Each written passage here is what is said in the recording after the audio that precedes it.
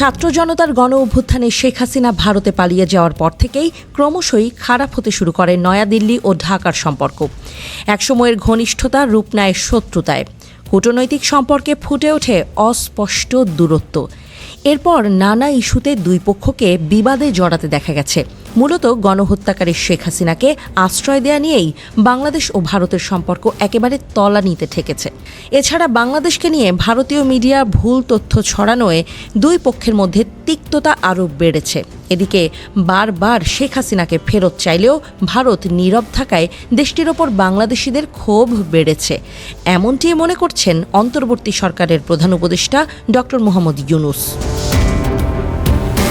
বুধবার লন্ডনে Chatham house think ট্যাঙ্কের পরিচালক ব্রনওয়েন ম্যাডডক্সের সঙ্গে এক আলোচনায় অংশ নেন ডক্টর ইউনূস। আলোচনাকালে ভারত বাংলাদেশ দ্বিপাক্ষিক সম্পর্ক, দেশের গণতান্ত্রিক ভবিষ্যৎ এবং আগামী মাসে প্রকাশিতব্য জুলাই সনদ নিয়ে মতামত দিতে গিয়ে এই কথা জানান তিনি।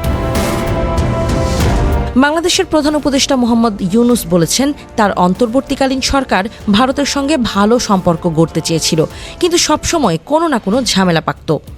ভারতে একটি অনানুষ্ঠানিক কূটনৈতিক চিঠি পাঠিয়ে শেখ হাসিনাকে ফেরত পাঠানোর অনুরোধ করেছিল বাংলাদেশ। এই বিষয়ে আপডেট জানতে চান ম্যাডডক্স। জবাবে ডক্টর ইউনূস জানান, এই প্রক্রিয়া চলবে। আমরা চাই পুরো বিষয়টা যেন আইনসম্মত ও সঠিকভাবে হয়। আমরা ভারতের সঙ্গে সবচেয়ে ভালো সম্পর্ক চাই। ওরা আমাদের প্রতিবেশী। আমরা কোনো মৌলিক সমস্যা রাখতে চাই না। তিনি বলেন, কিন্তু ভারতীয় সংবাদ মাধ্যমে মিথ্যা তথ্য ছড়ানোর কারণে কোনো না কোনোভাবে সমস্যা তৈরি হচ্ছে। অনেকের ধারণা, ভারতীয় শীর্ষ পর্যায়ের নীতি নির্ধারকদের মদতেই দেশটির মিডিয়াগুলো গুজব ছড়াচ্ছে।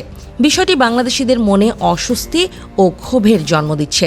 আমরা চেষ্টা করি সেই ক্ষোভ কমিয়ে রাখতে, কিন্তু ভারতীয় মিডিয়ায় একের পর এক মিথ্যা তথ্য ছড়ায়। এতে করে আবারও বিক্ষোভ তৈরি হয়। তখন এক দর্শক শেখ হাসিনার বিষয়ে ভারতের অস্পষ্ট ভূমিকা সম্পর্কে ডক্টর ইউনূসের কাছে প্রশ্ন করেন। জবাবে ইউনূস বলেন, হাসিনার বিরুদ্ধে যত রাগ ছিল সেই রাগ এখন ভারতের দিকে গেছে। শেখ হাসিনাকে আশ্রয় দিয়েছে ভারত। গত এপ্রিলে ভারতীয় প্রধানমন্ত্রী নরেন্দ্র মোদীর সঙ্গে হওয়া বৈঠকে শেখ হাসিনাকে ফেরত চাওয়া হয়েছিল বলেও জানান ডক্টর ইউনূস। এ প্রসঙ্গে তিনি বলেন, আমি নরেন্দ্র মোদীকে বলেছিলাম যে আপনি তাকে আশ্রয় দিতে চাইলে দিতে পারেন, তবে অনুরোধ করছি অন্তত যেন বাংলাদেশকে নিয়ে শেখ হাসিনা অনলাইনে যেভাবে কথা বলেন সেটি যেন বন্ধ হয়।